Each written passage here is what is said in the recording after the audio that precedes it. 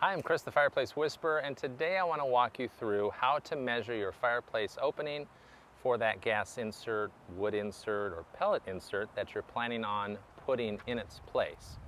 On my website at thefireplacewhisperer.com, you can download this form and it will walk you through how to measure, and this is exactly what I'm going to go over with you today. So the house behind me is an early 1900s home with a masonry fireplace, and the masonry chimney, as you can see, that protrudes up through the roof.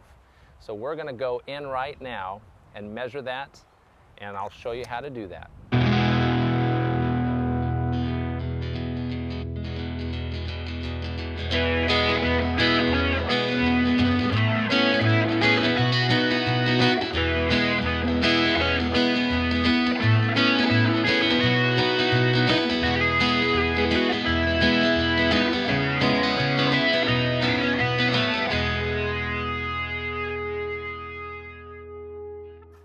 Number one, firebox opening height.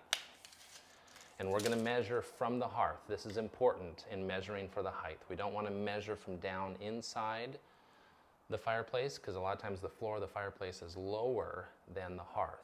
So we want to make sure we measure from where the insert is going to sit, which is right here, and we're going to measure up to the opening. Now the top of the opening, we have to be really careful because there's a lot of times what's called a lintel bar. And that lintel bar runs across the whole opening. It's just a piece of angle iron running across to support the weight. So we want to make sure we measure to the bottom of that lintel bar. 26 5/8. I'm going to use a pencil. You can use a pen, but if you have to rewrite it, it's easy to do that if it's with pencil and not with pen. Next, B, firebox opening width. And this will be the widest point of the opening. And I'm getting a 30 5/8. Next is the raised hearth height, letter D. And that's going to be this hearth right here. We're going to measure from the floor up. And we have 3 7/8. Next is E. This one wouldn't apply in this fireplace because the opening of this fireplace is below the hearth. It's not actually elevated from the hearth. So I'm going to write NA. Next is F. We're going to measure the distance of the hearth. We're going to measure from the face of the facing, or the very front of the opening of the fireplace. So we're going to put our tape measure right here, and I'm going to measure out 18 5/8. G is the height inside the firebox. And what I like about this diagram is it actually shows you the face front view, and then they've taken a profile view. So like if you were to take this fireplace and cut it in half, and then step over here and look at the fireplace this way, you get that profile view. So you can see when they're asking for G, it's very easy to see what measurement they're asking for. The rear width, letter H. A lot of times the fireplaces taper back, and so we want to make sure that that's wide enough in the back for that insert to fit in there. So we're going to measure the width in the back of the fireplace. I and J on this form, they want to measure height when measured 18 inches back, because most inserts fit in that 18 inches of depth. So to get I, we're going to measure 18 inches back from the opening, and then back there I'm going to measure the height and write that down.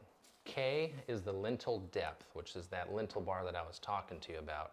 And sometimes on older homes it can be really deep, and that can present a problem with connecting the liner to the insert. So that's a really important measurement, and you might get a little dirty doing that, but that is extremely helpful. Like this is a very deep.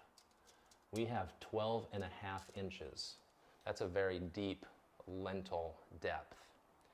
So when I go to find that perfect insert for you, I want to make sure that we can actually physically connect that liner, because if we can't connect the liner, that insert won't work.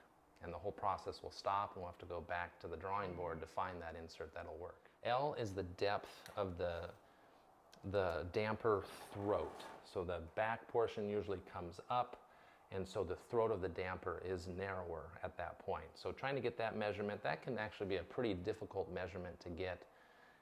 And it's really more important like if you're doing a wood insert where you have a bigger liner that you're trying to drop through there. M is the depth of the mantle. So it's good to know how far that mantle comes out, because the further the mantle comes out, the more heat can collect underneath that. And so a lot of times the mantle has to go higher. So the further it comes out, the higher it has to go. So this one here, 5.5. Well, I have to consider this thickness also, since I'm measuring there. So 5.5 plus 1. 1 1/4. So 6 3/4. So N is going to be measured from the hearth, where the insert's going to sit, to the bottom of the mantle.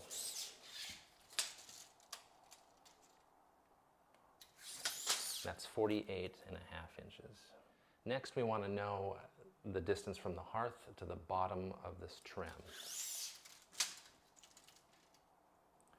31 3/4. P is the depth of the trim or the mantle if you don't have trim. Sometimes you just have a mantle that's sticking out and there's no trim underneath of it. So we want to know what the thickness of that is. And that's also very important in the process. 1 1/4. Q is the measurement between the side trims here, because with the heat coming out, manufacturers require X amount of clearance to the side trims. So we have 40 5/8. R is the distance between the hearth and the bottom of the trim. So we have 31 3/4. S and T are the distances from the side trim to the opening of the fireplace. So next is S, which is this distance right here. So we are 4 3/4. T is the distance between the side trim to the opening of the fireplace, and that is 5. Down lower on this form, under the other useful information, it should be fairly easy to know what the facing is here. So when they say fireplace face, they're asking if it's stone, brick, or other. In this case, it's tile. And you can get specific about the tile if you want: travertine, porcelain, ceramic. I'm just going to say tile. Having photos, if you can bring photos in to your dealer, whether it's us locally, or if you're not local and you're going to your local fireplace dealer and you walk in, if you have at least 3 photos, I always ask my clients for 3 photos.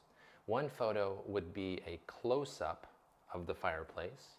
A second photo would be you're standing further from the fireplace, so it's kind of a full frame from hearth all the way to ceiling. And then the third is out in the yard looking up at the chimney of the house. And bringing those photos in, they just say 1,000 words. So the whole purpose with bringing in measurements, bringing in photos of your fireplace, is to really keep the momentum going as you purchase your insert and have it installed. Many times homeowners are purchasing their insert during the 4th quarter of the year, during the fall, when it's starting to get cold. So you don't want that process, that momentum, to stop if the wrong insert is brought in by the installers, or you're installing it yourself and you go to put the insert in and it is just not going to work. So you want to do the homework up front so that the whole process can just be really fluid motion. You purchase the unit, the installer comes, they install it in a day or less, and it's done. And you don't have to stop the process and then wait for the installer to come back, which during the fall and winter, it can be weeks before the installer can make it back to your house. So that's why we ask for all this information, because it really helps you in the end. Okay, we're all done. Wasn't that bad, was it? It's all filled out, and now you're ready to take it to your local dealer, and they can really help you zero in on the unit that fits your style and the heating needs of your home. But with this form, we at least know the insert that you choose is going to fit, and we'll know if it meets the clearances. If it doesn't meet the clearances, then you know what you will need to do to maybe bring those combustibles away further so that you will actually meet those clearances. Thanks for watching. If you haven't subscribed to my YouTube channel, go ahead and hit subscribe, hit the little bell icon off to the right-hand side, and you'll get notified for future videos. I'm Chris the Fireplace Whisperer. Talk to you later.